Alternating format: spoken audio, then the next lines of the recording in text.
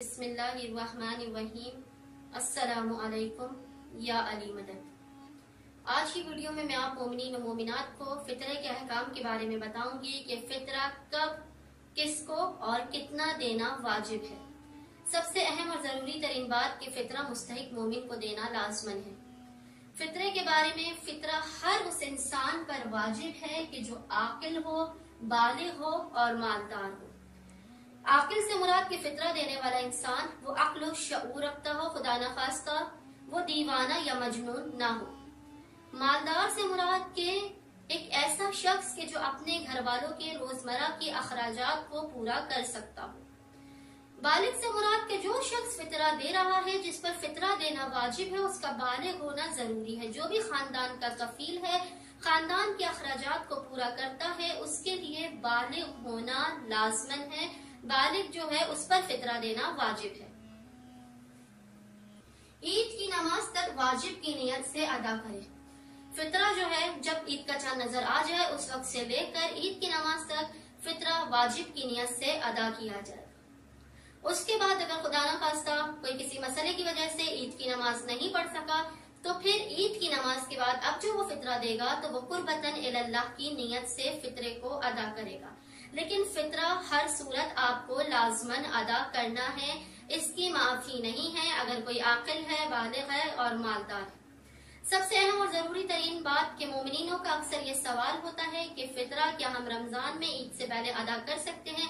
تو جی بالکل، فطرے کو رمضان میں عید سے پہلے ادا کیا جا سکتا ہے، خصوصاً آج کل کے ماحول میں جب اکثر مومنین و مومنات پریشانی کا، مالی مسائل کا شکار ہیں۔ تو اس حالات میں اگر کوئی رمضان سے پہلے مستحق مومن کو فطرہ دے رہا ہے تو وہ ٹھیک ہے، اس میں کوئی مسئلہ نہیں ہے۔ لیکن آپ نے نیت، اگر آپ نے رمضان میں آپ نے فطرہ دیا ہے، عید سے پہلے فطرہ دیا ہے، تو آپ قرض کی نیت کر لیں اور پھر بعد میں یہ جو آپ نے قرض اس کو دیا ہے وہ فطرے میں خود ہی کنورٹ ہو جائے گا۔ مستحب ہے کہ آپ قرض دینے کی نیت کر لیں، لیکن اگر آپ نے ایسا نہیں کیا تو پھر بھی وہ آپ کا فطرہ ہی کہلائے گا۔ رمضان میں فطرہ دیا جا سکتا ہے، اس میں کوئی مسئلہ نہیں ہے۔ اس کے بعد اپنے اہل و عیال کا فطرہ دینا ضروری ہے کہ فطرہ کن کن لوگوں کا دینا ہے۔ فطرہ اپنے اہل و عیال کا دینا ہے، ملازم کا دینا ہے۔ اب ملازم چاہے مومن ہو یا کافر ہو، جو بھی آپ کا ملازم ہے، چاہے آپ کے 2 ملازم ہو، 3 ملازم ہو، 5 ملازم ہو، جو بھی آپ کے ملازم ہیں ان کا فطرہ دینا آپ پر واجب ہے۔ اور اس کے بعد مہمان کا فطرہ دینا، اہل و عیال کا فطرہ دینا۔ اہل و عیال میں آپ کی بیوی ہے، آپ کے بچے ہیں، جتنے بھی بچے ہیں 2، 3 یا 4 بچے، اگر آپ کے ماں باپ آپ کے ساتھ رہتے ہیں، آپ کی کفالت میں ہیں، تو ماں باپ کا فطرہ دینا بھی آپ پر واجب ہے۔ ملازم کا فطرہ، اگر ملازم آپ کا مومن ہے یا نہیں ہے یا خواہ کافر بھی ہے تب بھی مالک پر ملازم کا فطرہ دینا واجب ہے۔ اس کے بعد مہمان۔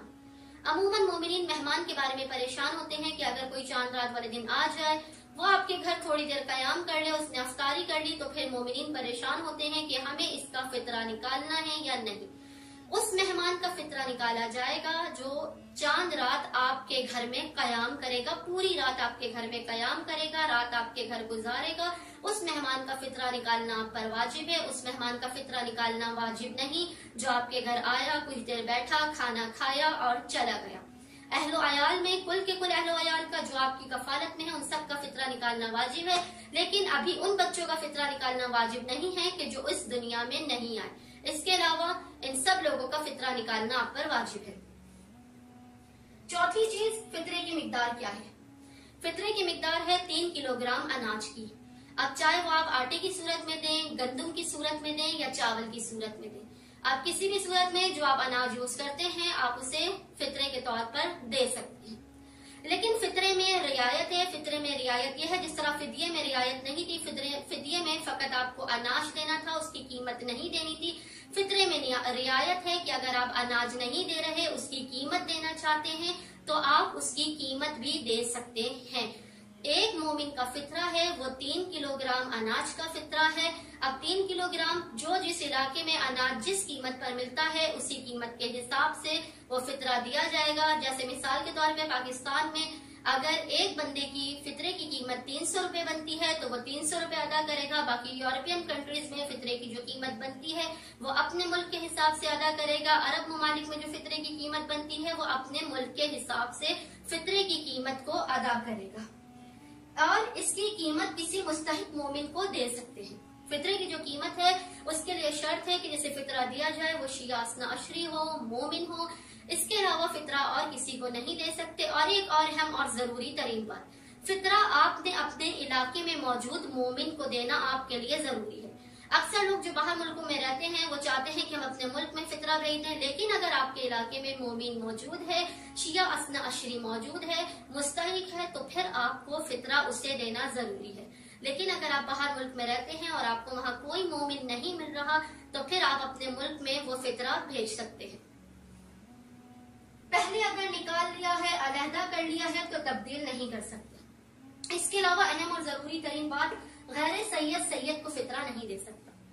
जो भी गैर सैयद है ना वो सैयद को फितरा दे सकता है, ना फिदिया दे सकता है, ना ज़कात दे सकता है। गैर सैयद को ना फितरा दे सकता है, ना फिदिया दे सकता है, ना ज़कात दे सकता है। लेकिन जो सादात उज़्ज़ाम हैं वो गैर सादात को अपना फितरा भी दे सकते हैं, ज़कात भी दे सकते हैं और फिदिया भी दे सकते हैं। लेकिन गैर सैयद किसी भी सूरत सैयद को फितरा, ज़कात या फिदिया अदा नहीं दे सकता।